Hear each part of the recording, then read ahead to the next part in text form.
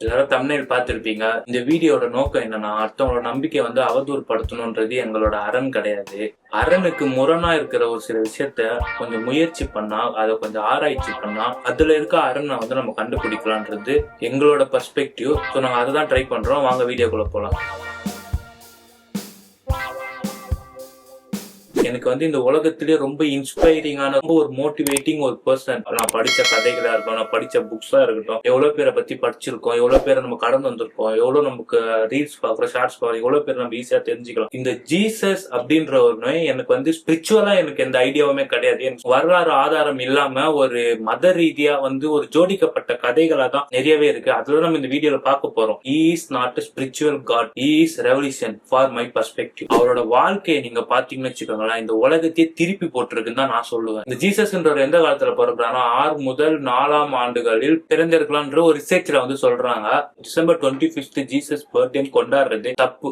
அதுக்கான எந்த ஒரு வரலாறு ஆதாரமும் இல்லை. இவரோட பிறப்புல நிறைய மெத்து இருக்கு. ஃபர்ஸ்ட் மெத்தா எதை நான் கன்சிடர் பண்றேன்னா, அவர் பெத்லகேம்ல பிறந்தாரு அப்படின்றது. ஏன்னா ஜீசஸ்ன்றவர் வாழ்ந்த இடம் நஸ்ரத். நஸ்ரத்ன்றது எங்க இருக்குன்னா, பெத்லகேம்ல இருந்து ஒரு 110 கிலோமீட்டர் தொலைவில் இருக்கிற ஒரு விஷயம். யூத ஆட்சி காலம், ஹெராடுன்ற ஒரு அரசனுக்கு கீழே இவங்க எல்லாம் அந்த காலத்துல இருந்திருக்காங்க. நிறைய அடக்குமுறை, நிறைய வன்முறைகள், நிறைய மக்களை துன்புறுத்துறது, ஒரு வாழ்வாதாரமே இல்லாம இருந்த ஒரு இடம் அது. நஸ்ரத்துல இருந்த இவங்க 110 கிலோமீட்டர் தொலைவில் போயிட்டு பெத்லகேம்ல பிறந்தாங்க அப்படின்றது ஒரு மெத்தா தான் நான் கன்சிடர் பண்றேன். அதே மாதிரி இன்னொரு சைடு என்ன சொல்றாங்கன்னா, அவங்க மக்கள் தொகை கணக்கெடுப்புக்காக பெத்லகேம் இவங்க போயிருந்தாங்க.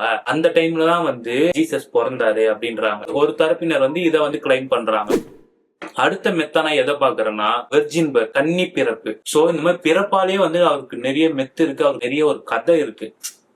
எவ்வளவு பெரிய விஷயம். எல்லாமே எவால்யூஷன் தானே. பர்த் சர்டிபிகேட்ன்ற ஒரு விஷயத்துல நீங்க என்ன டைமிங்ல பிறந்தீங்கன்ற முதற்கொண்டு, எந்த இடத்துல பிறந்தீங்க, உங்களை அட்டன் பண்ண நர்ஸ் யாருன்றது முதற்கொண்டு உங்களுக்கு கிளியர் டேட்டாவா இருக்கும். அந்த காலத்துல அது இருக்காதுல்ல. அங்க இருந்து நீங்க இது பாத்தீங்கன்னா, இது ஒரு எவால்யூஷன் தானே. ஒரு மனிதர்கள் நம்ம எவால்யூட் ஆகி வந்திருக்கோம்ல.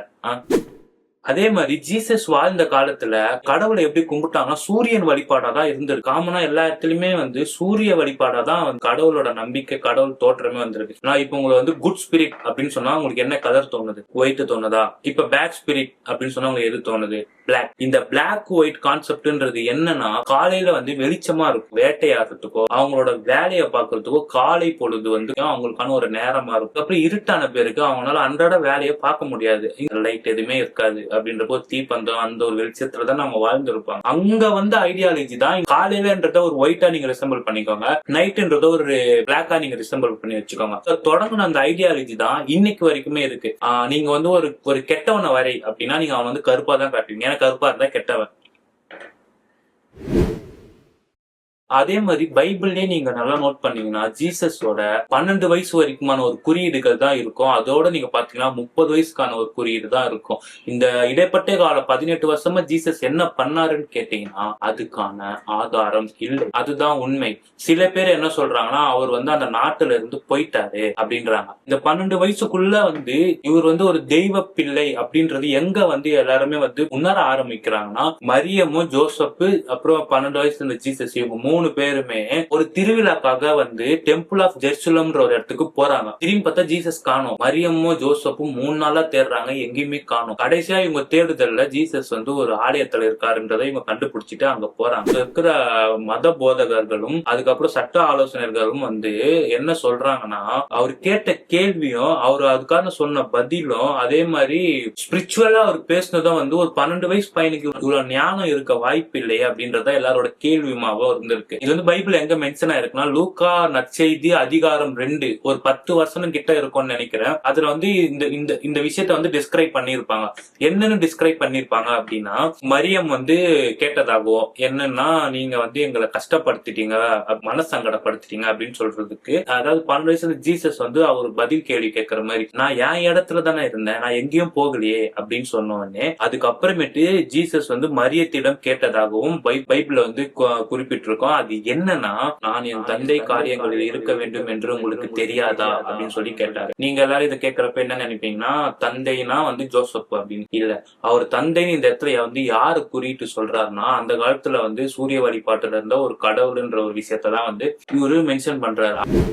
அதுக்கப்புறமேட்டு 12 வயசுல இருந்து அவரோட வாழ்க்கை வரலாறு எதுவுமே எங்கேயுமே குறியீடு இல்ல. நிறைய பேர் கண்டுபிடிக்கலாம் ட்ரை பண்ணாங்க. அதுல ஒரு சில விஷயம் இந்தியாக்கே ஜீசஸ் வந்தாரு அப்படின்ற மாதிரி கூட ஒரு விஷயங்கள்லாம் இருக்கு. அதை பத்தி நம்ம தனியா ஒரு வீடியோ போடுவோம். 30 வயசுல இப்ப ஜீசஸ் என்ன பண்றாருன்னா, அவர் ஞானஸ்தானம் எடுக்கிறாரு. நான் உங்களுக்காக கடவுளால் அனுப்பப்பட்ட ஒரு வெளிச்சம் என்றதை அவர் கிளைம் பண்றாரு எல்லார்கிட்டயுமே. அவர் சொன்ன நிறைய விஷயத்துல உங்களுக்கு ரொம்ப ஃபெமிலியரான ஒரு விஷயம் என்னன்னா, உன் எதிரி ஒரு கன்னத்துல அரைஞ்சானா மறு கன்னத்தை காமி. ஒரு அரசு இருக்கு, அந்த அரசு கீழே மக்கள் ரொம்ப துன்புறுத்தப்படுறாங்க. கலவரமான ஒரு இடத்துல ஒரே ஒருத்தர் மட்டும் ரொம்ப சாந்தமா இருக்காரு, ரொம்ப அமைதியா இருக்காரு. எல்லாரும் பார்வையும் அவர் மேல திரும்ப தானே செய்யும். இதுக்கு ஒரு எக்ஸாம்பிள் சொல்றேன். நீங்க ஒரு ஸ்கூல் படிக்கிறப்போ ஒரு கிளாஸ்ல இருக்கீங்க, கிளாஸ்ல எல்லாருமே பாஸ் ஆயிடுறாங்க, பயங்கரமான மார்க் தான் எடுக்கிறாங்க. ஆனா அதை ஒருத்த மட்டும் படிப்பு வராம ஃபெயில் ஆயிட்டே இருந்தானா கிளாஸோட பார்வை எல்லாம் அவன் மேல தானே இருக்கும். ஏன் ஸ்கூலோட பார்வை அவன் மேல தானே இருக்கும். நான் எல்லாருக்கும் ஒரே மாதிரி சொல்றேன், இவன் மட்டும் என் பாஸே ஆக மாட்டான் அப்படின்னு ஒரு கேள்வி வரும்ல. அந்த மாதிரி தான் ஆரம்பத்துல இவருக்கு நிறைய நெருக்கடிகள் கொடுத்தாலும் போக போக போக இவருக்கான ஒரு கூட்டமே உருவாக்குது. இவர் சொல்ற பிரசங்கத்தை எல்லாம் கேட்கறதுக்கு நிறைய பேர் வர ஆரம்பிச்சாங்க. எல்லா விஷயமே இந்த இயேசுன்றவர் இறந்த பின் எழுதப்பட்ட ஒரு விஷயம். எல்லாமே ஒரு கலெக்டிவ் க்ளூஸ் தான். அந்த அரசவையில இருக்கிற அரசரை தாண்டி இவருக்கு தனி ஒரு கூட்டம் இருக்கு.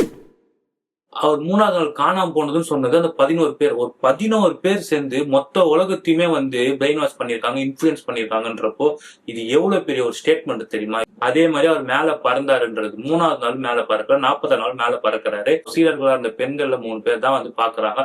இந்த மாதிரி இயேசு வானத்துல தெரிஞ்சாரு, அவர் மேகம் மூடிடுச்சு அப்படின்றது அவங்கதான் சொல்றாங்க. 11 பேர் சேர்ந்து அவர் 3வது நாள் உயிர் தெரிந்தா. 8வது படிக்கிறப்போ எனக்கு ஒரு விஷயம் ஞாபகம் இருக்கு. டிசம்பர் 24 கிறிஸ்துமஸ் அன்னைக்கு நைட் எல்லாரும் சர்ச்சுக்கு போவாங்க மாசுக்கு. நானும் போனேன், எங்க அம்மா எங்க அப்பா கூட. எனக்கு செம்ம தூக்கம் வருது. ஆனா எங்க அம்மா என்ன தூங்க விடல. தூங்குனா அடிக்கிறாங்க, எழுப்பி உட்கார வைக்கிறாங்க, ஏஞ்சிரு. அந்த டைம்ல ஜீசஸ் மேல இந்த கோவம் இருக்கு, அதை வார்த்தையால சொல்லவே முடியாது. அவ்வளவு கோவம் வந்தது. நீங்க ஏன் இன்னைக்கு பிறந்தீங்க, எனக்கு தூக்கம் வருது, என்ன தூங்க விடுங்க அப்படின்னு. அந்த சர்ச்சுக்கு 3/4 பேர் தூங்கிட்டு தான் இருக்காங்க. எனக்கு அப்பதான் ஒரு விஷயம் புரிஞ்சுது. கடவுளை தேடி வரணும்னா தூக்கத்தை ரொம்ப கண்ட்ரோல் பண்ணும் போல, நம்ம நிறைய காசு சம்பாதிக்கணும் போல, அந்த காசெல்லாம் எடுத்துன்னு அந்த உண்டியல் இருக்குல்ல, அந்த உண்டியல்ல போடணும் போல, வார வாரம் கடவுளை பார்க்கணும் போல. இவ்வளவு ரூல்ஸ் அண்ட் ரெகுலேஷனை ஃபாலோ பண்ணாதான் கடவுள் நம்மளை பாப்பார் போல. அப்பதான் கடவுளுக்கு நம்ம கஷ்டம் எல்லாம் புரியும் போல அப்படின்னு ஒரு 8வது படிக்கிறப்ப எனக்கு தோணிச்சு. கஷ்டப்பட்டு ஓடி உழைச்சி சம்பாரிச்சு அந்த காணிக்கைன்ற பாக்ஸ்ல கொட்டுறதுக்கு ஒரு பசியில இருக்கிற 4 பேருக்கு சாப்பாடு வாங்கி கொடுத்துட்டு போயிடுவேன்னு இவ்வளவு விஷயத்த பண்ணாதான் அந்த கடவுள் என்ன பாப்பாருன்னா, கடவுளே எனக்கு தேவையில்லை. நான் 8வது படிக்கிறப்ப முடிவு பண்ணிட்டேன், கடவுளை மற மனிதனை நினை, உனக்கு ஜீசஸே வேற மாதிரி தெரிவார் கண்டிப்பா. சோ இதோட இந்த வீடியோ நான் முடித்துக் கொள்கிறேன். டாடா.